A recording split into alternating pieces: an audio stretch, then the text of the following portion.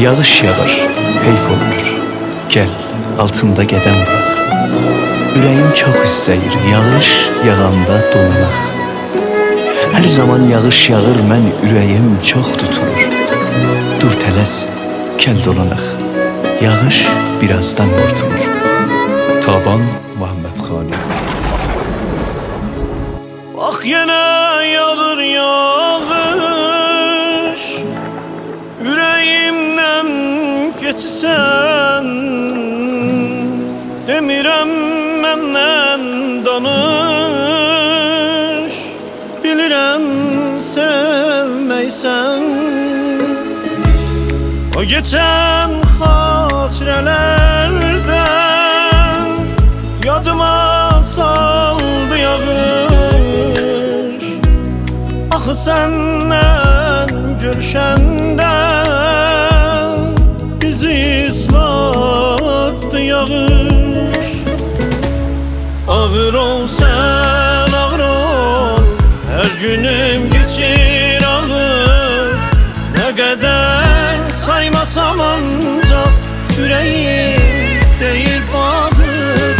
Ağır ol sən, ağır ol, hər günüm geçir ağır. Nə qədər saymasam ancaq ürəyim deyil bağır. Yağışın xatirəsin tək bilirik biz özümüz. İlk görüşdə necə islanmışdı üz gözümüz. Yağışın fikri də səndə, bax, döyür pəncərəni. Dur tələs, çətri götür. Mən gəlirəm, gözlə məni. Gözlə məni, mən gəlirəm, çətri götür. Gəzdiyim bu küçələr, hər birisi xatirədir. Bu yağış yağmağına bəni məndən elədi.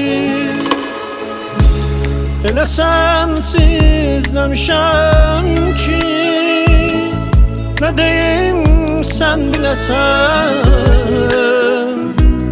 O qədər axtarıram ki, gözümə göstərəsən. Ağır ol sən, ağır ol, hər günüm